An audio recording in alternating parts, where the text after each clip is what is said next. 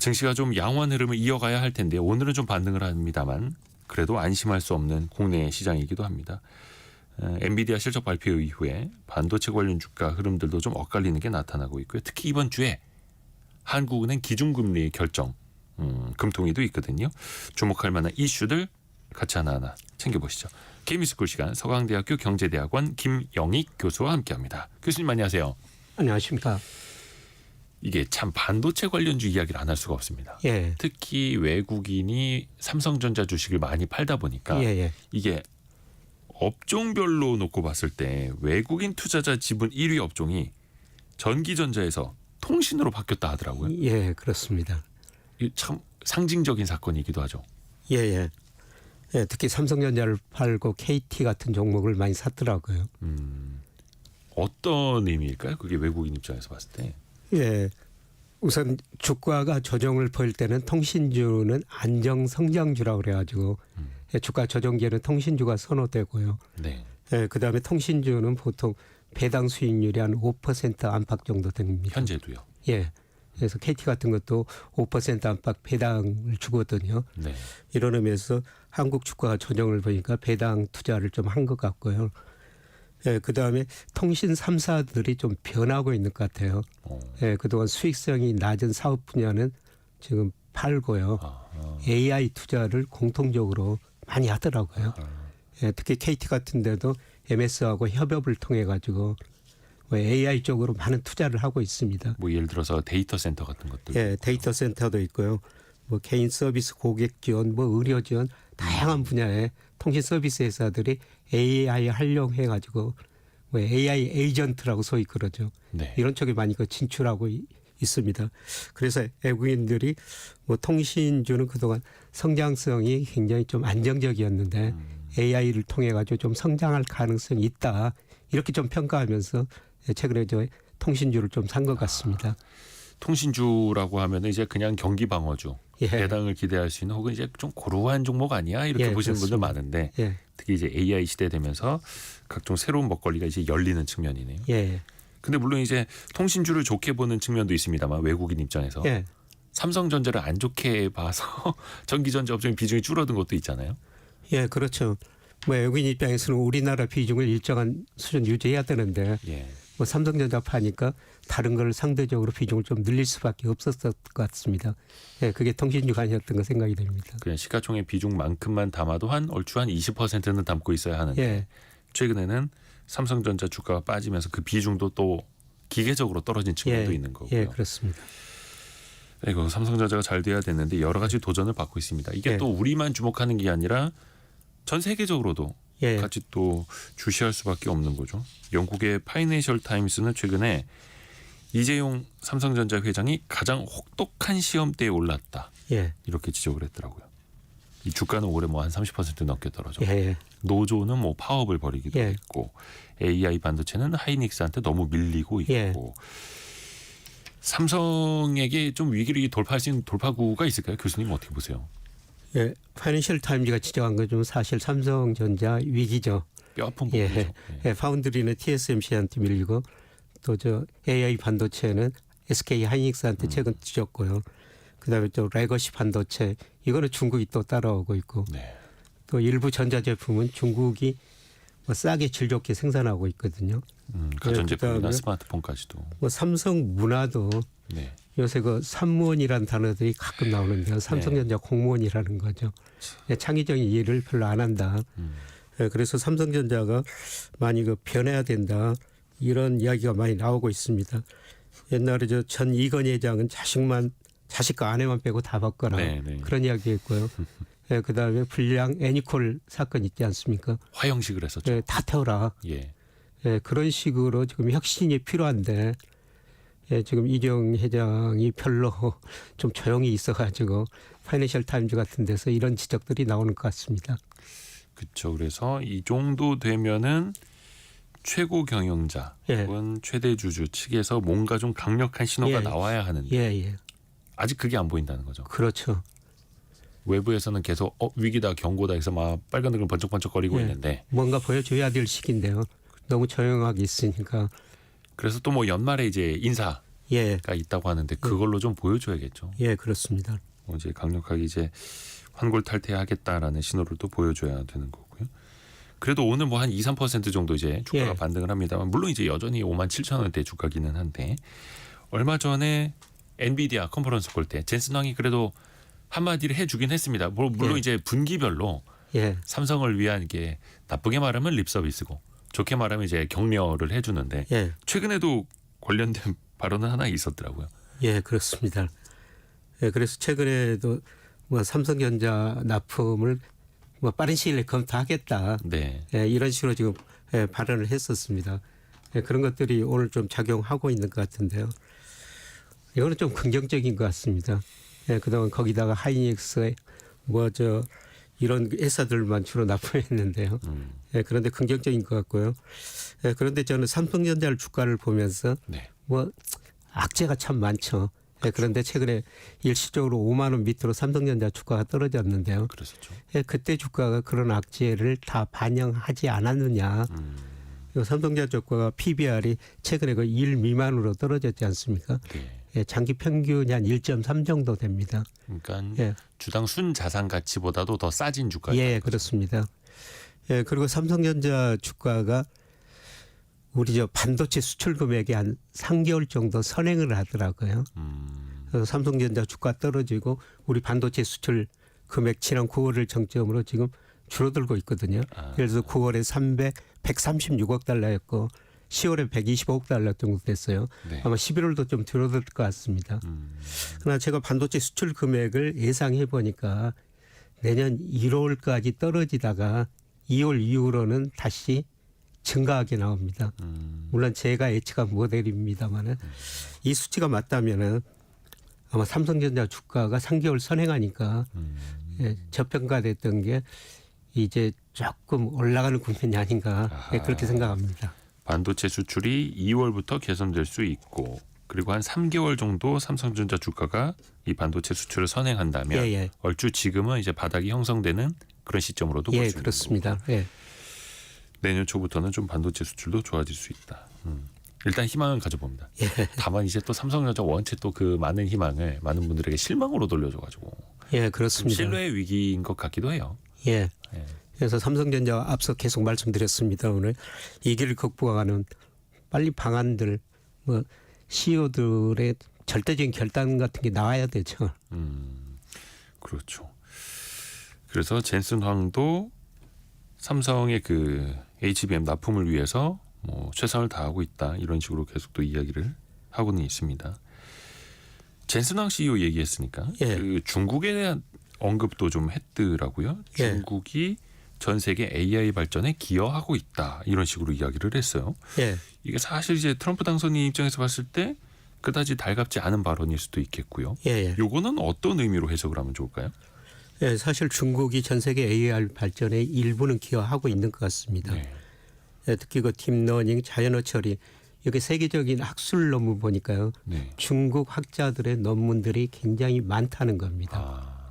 예, 그리고 AI 활용 분야 특히 자율주행에서는 중국이 세계에서 제일 앞서가고 있거든요. 이런 분야에서는 중국의 AI에 상당히 기여하고 있다 이렇게 볼 수가 있는데요. 그런데 젠슨 황이 이런 이야기를 한 거는 자기 것 중국에서 좀 팔아야 되죠. 그렇죠. 중국이 아주 큰 고객이니까. 예, 큰 고객인데. 예. 예, 그래서 이런 발언을 오히려 좀 더 강조했지 않느냐. 중국 시장이 엄청 크거든요. 그렇죠. 예, 그 시장을 놓칠 수 없어가지고 그런 발언을 했지 않느냐 생각됩니다만은 그럼에도 불구하고 예, 중국이 특히 그 자율주행차, 스마트 시티 이런 거에는 상당히 지금 앞서가는 거로 알려지고 있습니다. 이게 참 미국 입장에서 이제 중국의 첨단 기술 성장을 계속 견제해야 하는데 예, 엔비디아 같은 곳이 첨단 칩을 계속해서 중국에 판다면 예, 또 이게 염려가 계속 될 수밖에 없는 거예요. 예. 미국 정부 입장에서 보면. 예, 예, 그렇죠. 그래서 첨단 GPU는 팔지 못하게 하고 있는데 예, 중국 쪽으로도 계속해서 많이 흘러 들어가고 있다고 하더라고요. 예, 어떤 식으로든 이제 중국이 또 수입해 가고 있는 것 같습니다. 저 제3시장을 예. 통하기도 하고 또 중고로도 구할 수가 있겠고. 예. 그래서 엔비디아는 결코 중국을 또 포기할 수가 없는 시장인 거고. 그렇죠. 엔비디아는 특히 이제 직접 엔비디아 주식으로 이제 투자하시는 분들도 많이 계시기 때문에 우리가 많이 또 주목하는 기업이기도 하고요. 근데 지난주에 이제 실적 발표 이후에 예상치보다 더 양호한 실적을 발표했음에도 불구하고 주가 변동폭이 좀 커졌었단 말이죠. 일시적으로 떨어지기도 했었고 이런 현상은 좀 어떻게 봐야 할까요? 투자자들의 기대치가 그보다 더 높았던 것 같습니다. 기대치가. 사실 저 엔비디아 PER을 보니까 최근에 그 56배 현재 이익 기준으로요. 그다음에 뭐 PBR 53배 상당히 높은 수준이죠. 그런데 이게 지탱하기 위해서는 더 많은 이익이 나야 된다. 투자자들이 이렇게 기대했는데 뭐 이익이 계속 늘어나고 있습니다만은 투자자들 기대만큼은 못 늘어날 것이다. 일부 투자자들이 이렇게 생각하면서 엔비디아 주식을 좀 덜 사는 것 같습니다.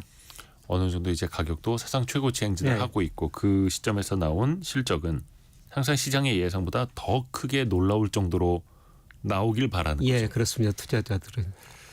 사실 그거는 또 너무나 어려워지는 거고요. 기업이 또 성장할수록. 근데 이제 주가라는 것은 또 속성상 더 많은 걸 또 바랄 수밖에 없겠고요. 그렇습니다. 그래서 이게 사실 너무 많이 이제 오른 시점에서는 또 리스크 관리를 해야 하는 거기도 하잖아요. 주가가 많이 오른 다음에는. 엔비디아뿐만 아니라 뭐 테슬라도 굉장히 많이 올랐지 않습니까? 그런데 제가 미국 주가 보면은 사실 너무 가대평가된 것 같아요. 예를 들어서 미국 그 S&P 500 기준으로 보면 PER이 최근에 한 31배 정도 되더라고요. 장기 평균이 한 16배고요. 그다음에 S&P 500 배당 수익률이 1.23%입니다. 장기 평균 4.24%거든요. 그런데 미국 10년 국채 수익률이 4.4%예요. 그런데 S&P 500 배당 수익률 1.2% 정도 되니까 일부 투자자들은 뭐 미국 주식보다는 채권을 살 가능성이 높죠. 그리고 저는 뭐 장기적으로 S&P 500 가지고 뭐 명목 GDP 가지고 평가해 보는데요. 그거로 평가해도 미국 주가가 한 20% 정도 가대평가돼 있어요. 그래서 우리가 주식은 뭐 가장 쌀 때 사고 비쌀 때 파는 건데요. 미국 주가가 제가 생각에는 지나치게 비싸지 않느냐 이런 생각이 들어요. 이런 여러 가지 그 지표로 볼 때. 그러니까 이제 국채나 다른 투자 대상과 비교해 봤을 때 상대적인 기대 수익률은 높지 않은 상황인데 근데 또 일반 투자자들 눈에는 올라가는 주식이 더 좋아 보이고 그렇습니다. 계속 강세를 보이고 있으니 더 좋아 보이고 이런 현상이 계속 또 심화가 되잖아요. 그렇죠. 그래서 미국 주가가 지금 계속 많이 올랐는데 최근 그 10년 동안 계속 많이 올랐거든요. 그러다 보니까 거품 영역이 들어섰는데 뭐 거품이라는 게 언제 꺼질지 모르죠. 거품이 다 확대될 수가 있죠. 그런데 뭐 단기적으로는 더 오를 수가 있는데요. 얼마 전에 그 골드만삭스가 장기 전망을 한번 해놨더라고요. 그런데 지난 10년간 미국의 S&P 500 연평균 상승률이 11%였습니다. 그런데 앞으로 10년간은 3%라고 보고 있거든요. 그런데 2000년에서 2010년까지의 2000년에 미국 주식시장에 IT 거품이 붕괴되고 2000년에서 2010년까지 연평균 상승률이 1%였거든요. 그러니까 미국 주가도 많이 10년 오르면은 10년은 또 조정을 쉬어가고 그런 과정이라는 겁니다.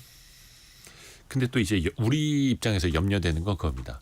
오를 때 미국 장이 오를 때 우리 증시는 같이 오르지도 못했는데 미국 시장이 꺾이거나 좀 침체에 빠지면 우리는 또 같이 빠지는 거 아니야? 이런 걱정이 있죠. 그런 거는 아닌 것 같아요. 예를 들어서 10년 단위로 보면요. 참 우리가 10년 단위로 보면은 우리 주가가 미국 주가보다 좋은 데도 있었어요. 1980년, 90년 우리 주가가 미국 주가보다 훨씬 좋았고요. 그다음에 90년대는 미국에서 IT 혁명이 있어가지고 미국 주가가 좋았고 아까 말씀드렸지만 2000년에서 2010년까지는 그때 중국이 성장하면서 우리 주가가 더 좋았었습니다. 그 이후로 미국 주가가 좋은데요. 그런데 제가 미국 주가하고 우리 주가하고 어떤 경제 변수가 상관계수가 제일 높은가 달러 인덱스였습니다. 달러 인덱스가 올라갈 때는 미국 S&P 500이 우리 코스피보다 더 많이 올랐고요. 달러 인덱스가 하락할 때는 우리 코스피가 S&P 500보다 상대적으로 수익률이 더 높았거든요. 근데 문제는 이제 달러 인덱스가 오를 것인가 내릴 것인가. 최근에 달러 인덱스가 많이 올랐죠. 뭐 트럼프 트레이드 그러면서 100에서 107까지 올랐는데요.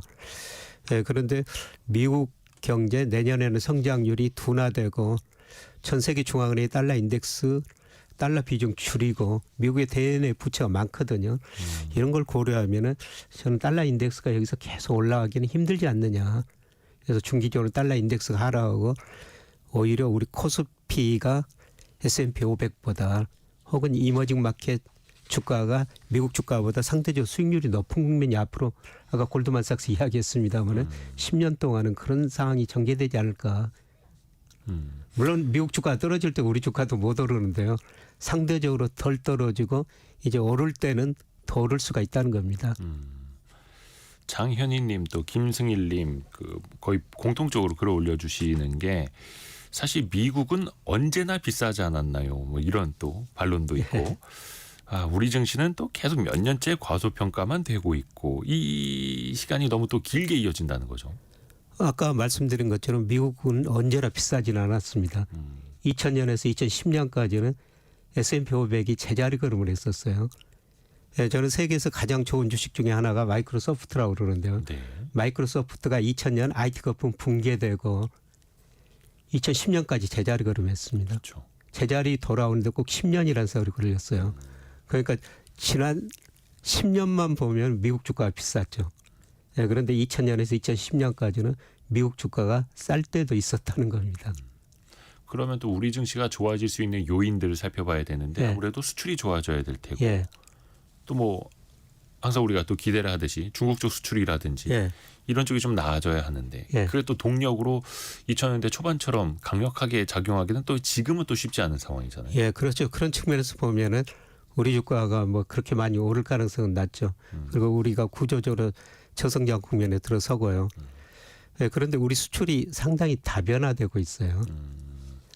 미국 비중이 한 18.6%고 중국 비중이 19.6%고요. 올 10월까지요. 네. 예, 그다음에 아세안 쪽으로 한 16%, 예, 그다음에 인도, 뭐 중동, 남미 한 4% 정도. 근데 최근 수출 통계를 보니까요. 예, 사실 최근 5년 동안은 미국 경제가 좋아지고 미국 비중이 계속 올라갔었어요. 네. 근데 10월, 11월 20일까지 통계를 보니까 미국 비중은 줄어들고 중국 비중은 올라가고 있습니다. 최근에 또 중국 시장이 오르면서요. 예, 그렇습니다. 그러니까 우리 수출 보면 세계 경제 흐름을 알 수가 있는데요. 최근까지 미국 경제가 5년 동안 굉장히 좋았다는 겁니다. 예, 그래서 미국 수출 비중 늘어났는데 뭐 10월, 11월 통계 보니까 미국 비중 축소된다는 거는 미국 경제 성장이 소비 중심으로 둔화되고 있다는 거죠. 예, 그리고 중국으로 홍콩으로 특히 우리 반도체 수출이 50% 이상 가는데요. 네. 중국 홍콩으로 지금 반도체 수출이 되고 있거든요. 그래서 우리 수출 흐름 보면은 미국 비중 축소, 다른 지역 확대 이런 모습이 최근 2달 사이에 나타나고 있어요. 네. 그 이런 측면에서 보면은 미국 성장이 좀 둔화되더라도 우리 수출이 다변화돼 있으니까 뭐 수출이 급격하게 감소할 가능성은 좀 낮다고 생각하고 있고요. 여전히 그래도 우리 수출 때문에 우리 경제는 뭐 한 2% 안팎은 성장할 가능성이 있어 보입니다. 이제 너무 또 우리가 수출 중심으로 이야기할 수밖에 없는 게 수출 중심 국가이고 거의 GDP 한 70% 가까이를 이제 수출이 기여하기도 하고 내수가 좀 좋아져야 될 텐데 그러려면은 또 이제 기준금리 이야기를 안 할 수가 없습니다. 예. 또 이번 주 목요일이죠. 28일에 예. 한국은행 금통위 열리는데 10월 초에 한 차례 내렸습니다. 예.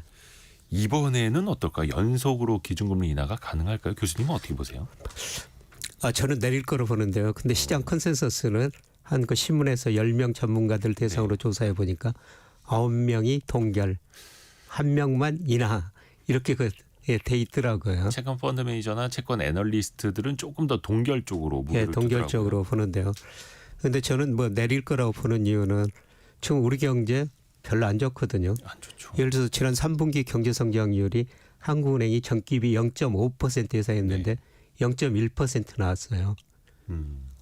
예상보다 경제 성장이 낮아지고요. 너무 안 좋죠. 물가 상승률 예, 지난 10월에 1.3%였습니다. 그렇죠. 1%대 초반까지 예. 진정됐고. 예, 그리고 이제 한국에서 걱정하는 게 가계부채죠. 근데 가계부채가 1,900조 넘었는데요. 근데 가계부채 금액 자체로 늘 수밖에 없는 거죠. 경제 규모가 커지니까. 네. 예, 그리고 집값이 오르니까 대출 금액도 늘어날 수밖에 없어요. 예, 문제는 이 가계부채가 경제 규모 GDP에 비해서 더 빨리 늘어나면 문제죠. 네. 예, 그런데 작년에 비해서 우리 가계부채가 한 2% 정도 늘고 있거든요. 예, 그런데 올 상반기 보니까 우리 명목 GDP는 7% 정도 증가했어요. 네. 그러니까 흔히들 가계부채 비율을 할 때 분자에는 가계부채, 분모에는 명목 GDP가 들어가는데요. 네. 명목 GDP가 더 크다 보니까 부채 비율이 낮아지고 있는 거죠. 예, 그리고 최근에 주택 가격도 수도권 중심으로 그동안 올랐었는데 조금 진정 조짐이 진정되고 보이는 것 같습니다. 그래서 한국의 통화정책 목표가 물가 안정에다가 금융 안정인데요. 물가는 안정되고 경기 지금 많이 둔화되고 있고 여기다 금융 안정도 그렇게 걱정할 필요가 없을 거라는 겁니다. 문제는 환율인 것 같아요. 그렇죠. 일단은 성장률이 둔화되고 있고 예. 물가는 진정되고 있고 부동산도 어느 정도는 진정되고 있고 가계부채 증가율도 완화되고 있고 그러면 여기까지만 놓고 보면 금리를 이제 내릴 수 있는 환경인데 예. 원달러 환율이 이제 1,400원 예. 안팎에서 움직이는 예. 상황에서 금리를 내린다라는 건 이제 그 나라 통화가 또 약세로 가는 요인 아닙니까? 예, 그렇죠. 돈이라는 게 눈이 있어가지고 수익률 높은 데로 이동한다는 거죠. 그래서 우리가 금리 내리면 미국으로 돈이 몰려가가지고 우리 원화가 더 약세를 보일 것이다. 예, 그런데 미국 금리보다 우리 금리가 계속 낮지 않습니까? 기준금리도 그렇고 10년 국제 수익률도 낮고 그러는데요. 예, 그런데 올 1월에서 10월까지 보니까 외국인들이 채권을 18조 원 순매수했어요. 오히려 돈이 들어오고 있다는 겁니다. 채권은 순매수하고 예, 주식도 뭐 8월 이후로는 순매도했습니다만 한 11조 원 올해 10월까지는 순매수했거든요. 연간으로 따지면 예, 그게 한 8월부터 좀 공격적인 매도가 나와서 예, 그렇지 그렇습니다. 아직까지 연간으로 봤을 땐 순매수다. 예, 연간으로 보면은 주식 채권 자금이 거의 29조 정도 순유입된 거예요. 그래서 환율도 제가 생각할 때는 그렇게 걱정할 이유가 없다. 예, 그리고 우리 외환보유에 뭐 우리가 대금융 자산이 부채보다 더 많거든요. 네. 그래서 뭐 1,400원 넘으면은 뭐 위기다 그런 건데요. 뭐 1,400원 우리 내수 나쁜데 환율이 1,400원 뭐 유지해가지고 수출 경쟁력 유지하면 그렇게 또 나쁜 것도 아니죠. 물론 환율이 높으면 물가가 오를 것이다 이런 부정적인 측면도 있습니다만. 네. 예, 그래서 여러 가지로 따져봐야 되겠습니다만. 중요한 거는 시장 금리가요. 지금 국고채 3년 수익률이 2.8 내지 9%예요. 예, 그런데 이게 2015년 이후로 보면은 국고채 3년 수익률이 기준금리보다 0.4%포인트 정도 평균 높거든요. 네. 예, 그러면 국고채 3년 수익률이 2.9% 안팎이라는 것은 시장은 기준금리 2.5%를 예상하는 거예요. 아하. 그러니까 훨씬 더 한 3차례 정도? 그렇죠. 예, 인하할 거를 또 미리 반영하고 있다. 예. 그래서 한국은행 측면에서는 시장이 너무 빨리 간 것 같다. 네. 예, 그런데 시장이 예상한 것처럼 우리 경제 성장률 떨어지고 있고 물가 상승률 낮아지고 있거든요. 예, 그래서 저는 시장보다는 한국은행이 시장이 빠른 게 아니라 한국은행이 좀 느리게 대응하고 있지 않느냐 예, 그런 생각이 듭니다. 그렇죠. 좀 환율이 걱정되기는 합니다만 그게 또 악화 요인은 아니라고 일단 진단을 해주셨고 경기만 보면 사실은 좀 부양을 할 필요성이 너무나 있죠. 예, 그렇습니다. 근데 기존에는 사실 뭐 가을까지만 하더라도 부동산 때문에 예. 금리를 못 내렸었던 예, 예. 측면이 있고 일단 한 차례 내리기는 했습니다만 그래도 경기가 너무 안 좋으니까 한국은행이 너무 실기하는 것 아니냐. 예. 기준금리 인하하는 적당한 시기를 놓치는 것 아니냐. 이런 비판도 커질 수 있겠네요. 예, 그렇습니다. 아마 또 많은 분들이 이제 느끼실 겁니다. 경기가 이렇게 안 좋은데 금리만 예. 높여놔서 뭐하나. 또 하나가 이게 사실 이제 기준금리를 내린 효과가 나타나야 되는데 예. 금리를 내렸더라도 이게 가계부채 잡는다고 시중은행들이 가상금리 확 올려놨다 보니까 예. 기준금리 인하 효과가 경기 부양으로 이어져야 하는데 과연 그게 이어지겠는가라는 물음도 있거든요. 예. 예, 제가 저 시차 효과를 분석해 보니까 한 12개월 정도 시차가 나더라고요. 기준금리 인하하고 한 12개월 후에 소비, 생산 이런 것들이 좀 더 늘어난다는 겁니다. 예, 그런데 금리를 지금 0.25%포인트 내렸는데요. 이 정도 가지고는 별 영향 없을 것 같습니다. 일단 좀 예. 이제 통화 정책이라는 게 올리든 내리든 방향으로 쭉 가야 하는데 한 방향으로 예. 한 번 내렸다고 해서 그게 효과 확 난다 이거는 그렇죠. 좀 어렵죠. 예. 그래서 교수님 입장에서는 예상도 그렇게 조건을 봤을 때 기준금리를 한 번 더 인하할 수 있는 상황이고 예. 또 필요에 의해서도 기준금리는 인하가 되어야 한다라는 예, 말씀이시죠. 그렇죠. 저는 그렇게 생각하고 있습니다.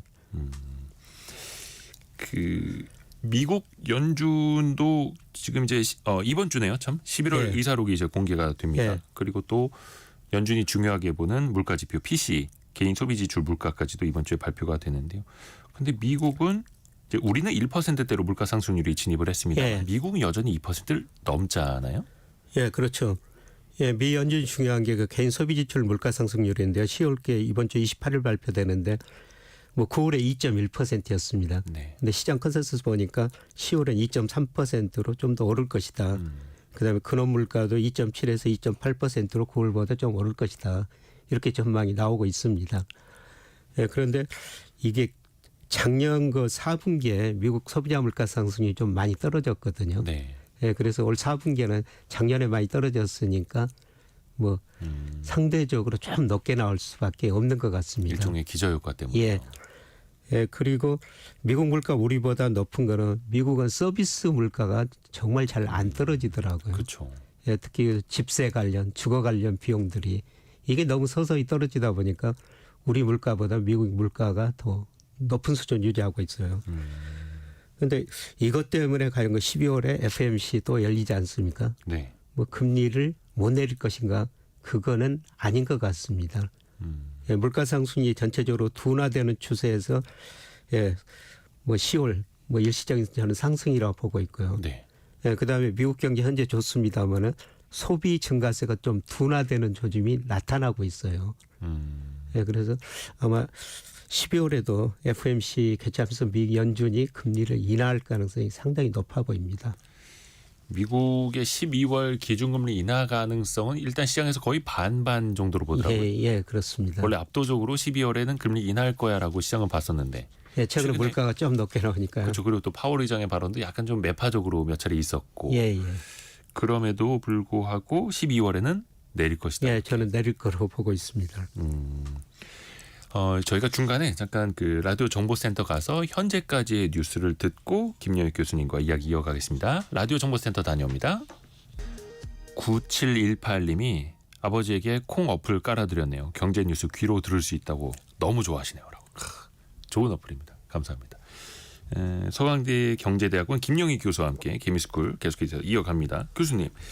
앞에서 한국은행도 그렇고 미국의 연준도 그렇고 기준금리를 인하할 수 있는 조건이다. 또 그렇게 이제 전망도 해주셨는데요. 이 경제 성장률 전망치도 이번에 또 내놓지 않습니까? 한국은행이. 예, 그렇습니다. 기존에는 올해 2.4% 성장으로 하는 예상을 하고 있었죠. 예, 이거는 지금 상황에서는 어떻게 낮춰 잡을 수밖에 없을까요? 낮춰 잡을 수밖에 없을 것 같습니다. 예. 한국은행이 5월에 2.5%, 예, 그런데 8월에 2.4%로 낮췄는데요. 아마 이번에는 2.2% 안팎으로 낮추지 않을까 그렇게 생각합니다. 더, 예. 왜냐하면 3분기 성장률을 전기비 0.5% 예상했는데 실제로 0.1% 나왔거든요. 네. 3분기 예상보다 훨씬 낮으니까 아마 성장률 낮출 수밖에 없고요. 문제는 내년인 것 같아요. 그렇죠. 내년에 2.1% 전망해놨는데요. 과연 1% 후반을 전망할 것인가 2% 전망할 것인가. 좀 2%하고 1% 후반은 의미가 좀 다르지 않습니까? 그렇죠. 근데 일부 애국계들은 뭐 1.6% 이 정도 전망하고요. 예, 저도 내년 경제 성장 한 1.9% 안팎이 되지 않을까 이렇게 생각합니다. 사실 뭐 이렇게 민간 기관에서는 좀 상대적으로 낮게 전망을 하는데 예전부터도 일반적이었고 예. 정부나 한국은행은 약간의 목표치를 담아서 조금은 높게 부르기는 하는데 그게 참 2% 안팎이라는 게 간극이 특히 이제 국민들한테 와닿는 것도 되게 커 보이죠. 예, 그렇습니다. 예, 그리고 이제 물가 상승률도 좀 낮출 것 같아요. 네. 예, 지난 8월에 올해 그 소비자 물가 상승은 2.5% 예상했는데요. 근데 실제로 10월에 1.3% 나왔거든요. 예, 그래서 물가 상승률도 2.5%에서 아마 올해 2.3% 안팎으로 낮추지 않을까. 그리고 내년도 2.1% 전망했는데요. 예, 최근에 그 KDI가 전망하면서 내년 물가 상승 1.6%로 전망해 놨습니다.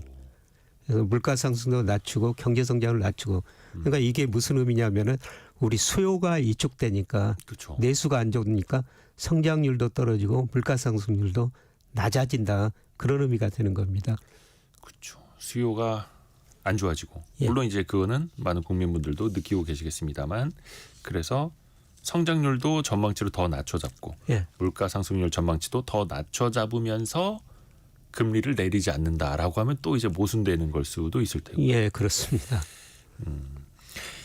앞에서 우리 가계부채 이야기도 잠깐 해주셨는데 항상 이제 부채가 많으면 성장에도 발목이 잡힐 수 있다 예. 이런 염려들 많지 않습니까? 최근에 그 IMF에서 나온 자료를 보니까 전 세계 공공부채가 올해 100조 달러를 넘는다. 우리나라 돈은 거의 14경. 예, 예. 엄청납니다. 이게 전 세계 GDP가 93%에 해당한다고 하는데 예. 사실 이 중에 거의 대부분을 차지하는 게 미국 아닙니까? 예, 그렇죠. 미국의 국가 부채는 우리나라 돈으로 거의 5경에 예. 달하는 걸로 알고 있고요. 예, 우리나라 정부 부채가 GDP 대비 한 46% 정도 되거든요. 네, 예, 근데 미국은 120% 정도 됩니다. 그렇죠. 예, 그리고 미국은 대부채가 한 GDP 대비 한 78% 정도 돼요. 예. 예, 미국은 정부 부채도 많고 대부채도 많은 나라죠.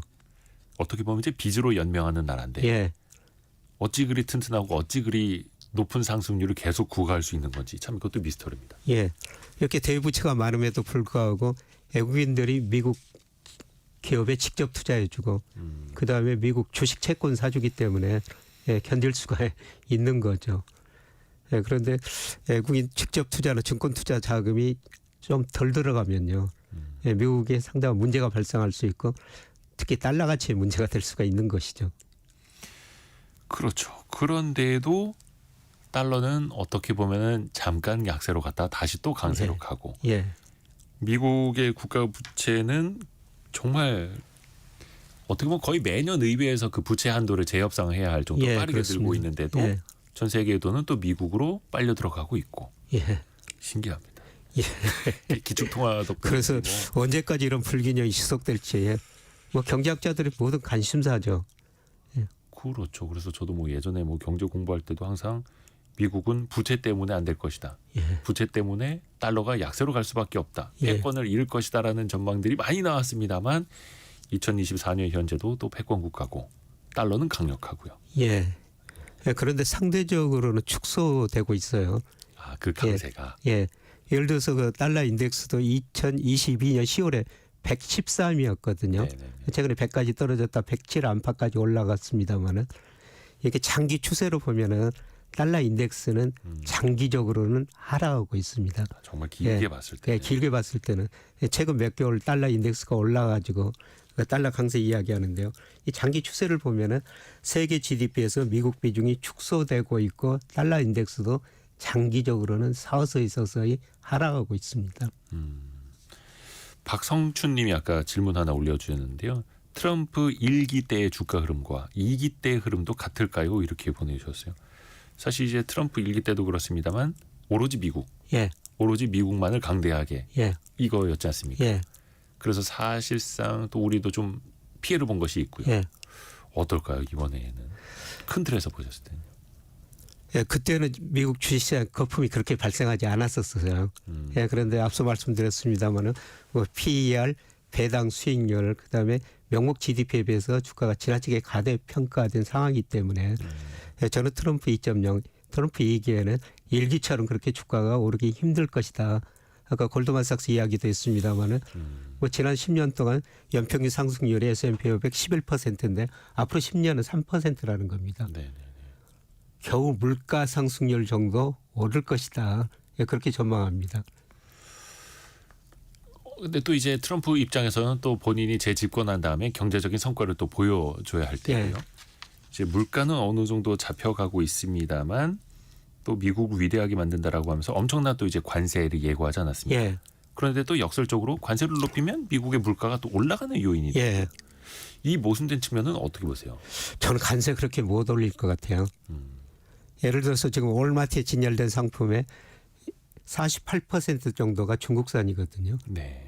예, 그런데 거기다 관세를 부과하면은 미국 소비자 물가가 더 올라갈 수밖에 없죠. 네. 근데 사실 트럼프가 이번에 대통령 당선된 여러 가지 이유 중에 하나가 미국 물가가 오르다 보니까 미국의 가계 실질 소득이 거의 정체된 상태였거든요. 네.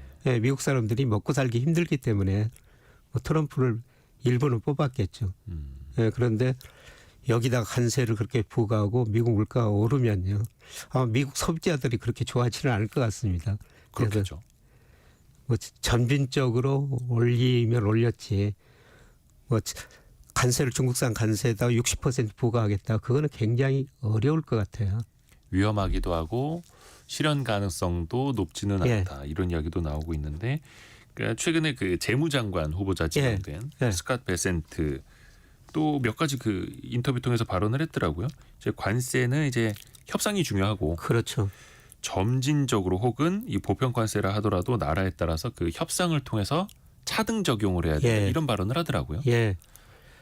아마 그분도 전에는 그 결국은 트럼프도 자유무역으로 갈 수밖에 없을 것이다. 뭐 이런 이야기도 하신 분이거든요. 자유무역으로 갈 수밖에 없을 것이다. 예. 근데 결국은 길은 그거기는 한데 또 너무나 이제 강하게 이 협상의 도구들을 이제 활용하다 보니까 어찌됐든 간에 관세가 또 올라가기는 올라가는 거죠. 예. 아마 중국산에다 관세를 부과하겠지만은 중국에다 미국 상품 수입을 늘려라. 지난번 트럼프 집권 시기에 중국이 그 무역 대미 무역 흑자를 줄이기 위해서 미국산 농산물을 많이 사가기로 했었거든요. 그렇죠. 어차피 또 이제 중국은 식량 자립도 측면에서도 또 농산물이 필요하니까요. 예, 그랬었습니다. 그런데 그 코로나 때문에 그게 큰 효과가 없었어요. 뭐 약속한 걸 다 못 샀다고 하기로요. 그래서 아마 이번에 트럼프가 대통령 되면서 그 약속부터 지켜라. 아, 예전에 사가기로 한 것부터 사가기로 농산물 많이 사가라. 재고 있다.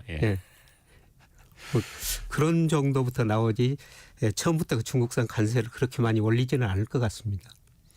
그러니까 이제 트럼프의 이 어마어마한 관세 장벽은 일단 이제 말폭탄부터 나오고 있는데 실리를 챙기기 위한 관세이지 미국의 물가를 높이기 위한 관세는 또 아닐 테고요. 그렇죠. 철저히 실리를 챙기는 사람이 트럼프니까요. 근데 또 그런 말폭탄이 나올 때마다 또 이제 심리가 지배하는 주식시장 또 크게 흔들리지 않습니까? 어쩔 수 없이 흔들릴 수밖에. 그게 또 수출 중심의 국가인 우리나라에 또 가장 심하게 영향을 또 미쳐왔고요. 예, 맞습니다. 트럼프 말 한마디가 계속 지금 주시장이 흔들리고 있는데요. 앞으로도 뭐 계속 그런 현상은 지속될 것 같습니다. 그러니까 지난번 1기 집권 때처럼 모든 전 세계 언론이 거의 새벽부터 계속 이제 트위터 이런 거 쳐다보고 있는 거. 이제 트럼프의 소셜 미디어 계속 쳐다봐야 되겠고. 아, 피곤합니다. 그 아까 스캇 베센트 재무장관 지명자는 월가 출신이더라고요. 지금도 이제 헤지펀드를 운영하고 있는 사람이고 우리로 따지면 이제 뭐 금융회사 사장이 기획재정부 장관 되는 이런. 그렇습니다. 미국에서는 굉장히 또 자연스러운 흐름이기도 하더라고요. 근데 이번에 그 재무장관 후보자도 그렇고 상무부 장관 후보자도 그렇고 공통점이 가상자산에 굉장히 좀 이제 친화적이다라는 거더라고요. 그러다 보니까 뭐 비트코인을 필두로 해서 코인 시장도 굉장히 좀 강세로 보여왔지 않습니까? 최근에 이런 비트코인 강세는 교수님은 어떻게 보고 계세요?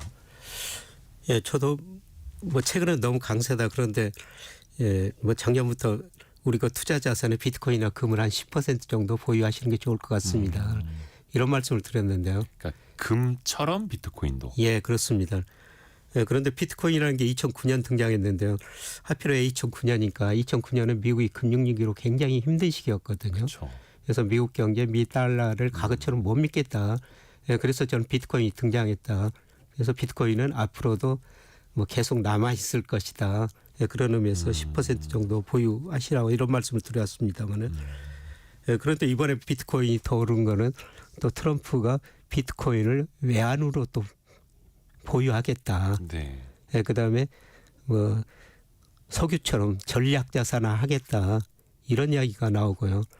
예, 그다음에 요새 그 미국 경제학자들 이야기 보니까 특히 일론 머스크는 네. 연준을 폐지해야 된다 이런 극단적인 주장까지 하고 있어요. 네. 연준 폐지하면은 달러보다는 비트코인이 더 많이 사용하게 되겠죠. 그래서 금융 패권주의에서 일론 머스크는 기술 패권주의로 가고 있다. 그래서 비트코인이 많이 사용될 수밖에 없다. 이런 이야기가 나오고 있고요. 그다음에 일부에서는 미국 대부채가 많은데 앞으로 그 대부채가 많으니까 달러 가치가 하락할 수밖에 없다. 달러 가치가 하락하면은 빚 갚기가 굉장히 힘들지 않습니까, 미국이? 대신 그것 가지고 비트코인이나 금을 많이 축적해 놓으면은 그것 가지고 대부채 갚는데 많은 도움을 받을 것이다. 이런 여러 가지 주장들이 나오고 있습니다. 이게 참 신기합니다. 근데 사실 이제 트럼프는 일기 집권 당시에는 가상자산점 규제 쪽으로 또 이야기를 하기도 했었고 한때에는 이제 패권 국가 특히 이제 달러를 대체하는 비트코인이 된다면 미국 입장에서도 달가워하지 않을 것이다 이런 지적들도 있었는데 지금은 완전히 돌아서서 비트코인이 굉장히 또 우호적인 대통령이 되려고 하고 있는 거고요. 근데 이것도 어떻게 보면 약간 패권 측면에서 보는 것도 있겠네요. 그렇죠. 특히 그 중국이 이제 위안화를 CDBC라고 그래가지고 중앙은행이 컨트롤하는 중앙은행 컨트롤 그런 가상자산. 그런 가상자산을 전 세계 사용하려고 그러거든요. 여기에 대가는 그 측면도 미국이 있는 것 같아요. 그래서 어떻든 트럼프 집권 시기에는 트럼프뿐만 아니라 일론 머스크 같은 사람들 계속 비트코인 이야기하면서 비트코인 시장 관심사가 계속 될 것 같습니다. 그렇죠. 그래서 이게 코인을 코인으로서가 아니라 그래서 이제 미국에서도 그렇고 우리나라에서도 그렇고 비트코인과 그 주류가 아닌 코인들의 흐름은 또 많이 나뉜다고 하는데 이 패권 측면에서 앞으로 이 비트코인을 어떻게 다루는지도 우리가 계속해서 좀 공부를 해야겠네요. 서강대학교 경제대학원 김영희 교수와 함께했습니다. 교수님 감사합니다. 고맙습니다. 감사합니다.